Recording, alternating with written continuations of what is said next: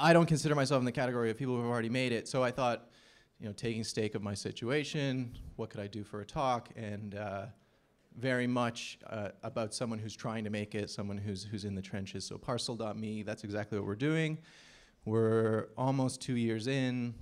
It's a social commerce platform, and what we're doing is we're connecting brands and retailers with some of the hottest social media trendsetters out there, and helping them come together to promote products and make recommendations and interact with consumers in a very authentic way. And it's going well. It's starting to go quite well. And as I reflect on what it's taken to get here, what's perhaps the most important. There we go. Sorry, I didn't do that. What's perhaps the most important aspect of building this business? It's really been about my support group and how I built the team of people, not just the team at Parsel, but my family, my investors, and the team of people that I rely on to keep me motivated and to keep making sure that we keep moving up and to the right. So quick qualifier here: if you're ever going to donate $45 billion, this presentation might not be for you. You could just go back to your dorm room and keep working on building Facebook. Guys leaving over there. No, but for the rest of us, what this is my 5 tips and tricks to building a great support group. And number 1 in most of these lists, you'll see it's all about the team. I have a couple of thoughts on that. And really, this is about starting a company. So going from not having a business to having a business. Building a team is incredibly hard, because in order to have a business, you need UI, UX, front-end development, back-end development, architecture, infrastructure, sales, marketing, HR, finance. Like, that's actually, in the real world, that's 12 positions. And you're never going to launch a company with 12 people. You're lucky if you can convince one other person to join you. You might get 3 or 4. And in that case, everybody is wearing 2 to 3 hats. You hear entrepreneurs all have to wear many hats. Well, everybody in an early stage company has to wear many hats. And it's incredibly hard to find those people. So my rules of hiring generally at this stage is hire people who are smart and work hard. I don't think experience is as important, especially in an early stage business these days. It's all about being smart. It's all about working hard. You have to figure out the things that you don't know in the beginning, and you need people who are going to be a part of that team. The second thing is everybody is going to be an entrepreneur. Everyone on your team you're going to want them to be able to stare down incredible risk and adversity and come to work every day and handle immense amount of ambiguity.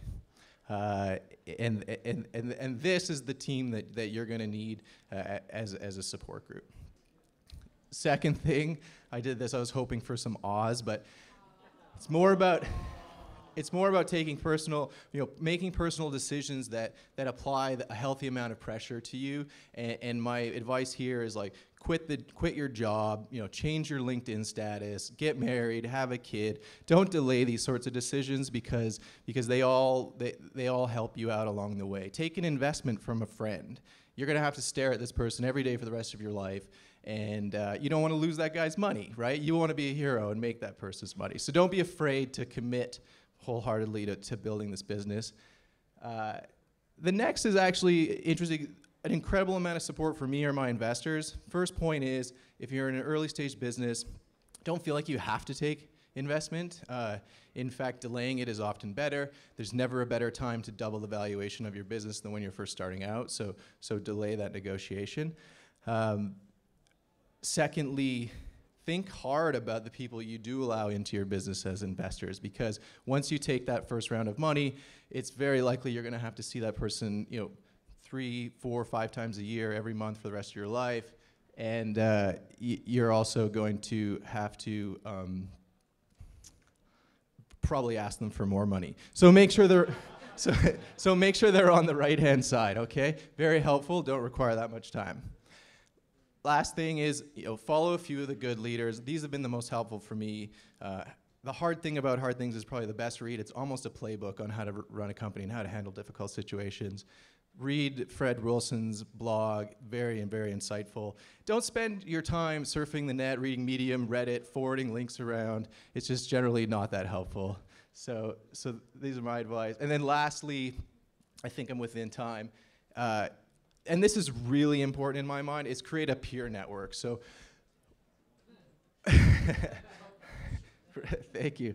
And I want to talk about peer for a second. These are people who are in your exact position. So whether you're looking for joining a startup or whether you're thinking of starting your own company, find people who are doing almost exactly the same thing you are, but for a different company, because they're the ones who are truly going to understand the challenges that you're facing. Most of the other people you interact with on a daily basis want to hear how great things are and how good things are going, but in reality, there's lots of ups, but there's lots of downs too, and you're going to want people who have been through many of the same challenges and who you can be honest and transparent with the things that you're trying to deal with. That's it.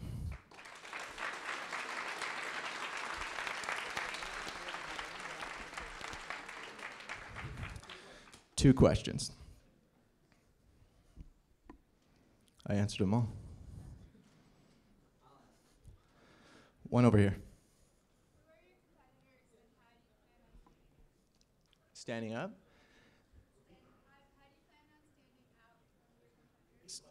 Yeah. So who are Parcel's competitors, and how do we plan on standing out?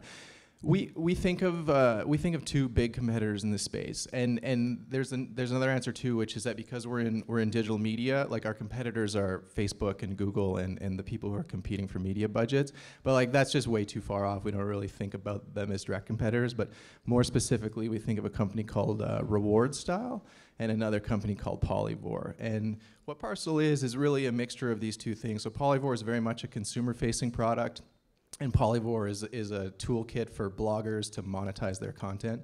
And what we're doing is building better technology than Reward Style, and we're trying to leverage some of the same philosophies around consumer-facing product recommendation and user experience as Polyvore.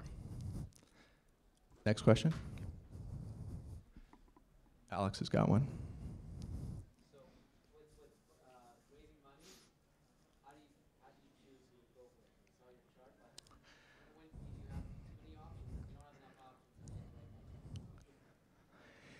Yeah, so you guys rushed me through this slide, thanks for letting me go back.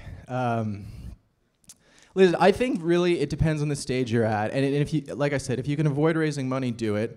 If you can find people on the top right in the early stage, I think it's the most helpful because you're going to need it, and you want someone who's incredibly helpful that's going to give you a lot of time. As you grow and become more established, you're probably looking for people in the bottom right who are just going to give you money, leave you alone, and make great introductions for you. But generally, just stay away from the people who aren't helpful and require a lot of time, because there's a lot of them, and everybody knows the story about the customers that, the smallest customer that takes the most amount of your time is very much still true in the investor world, and just if you can get away from taking money from those people, I would highly recommend it.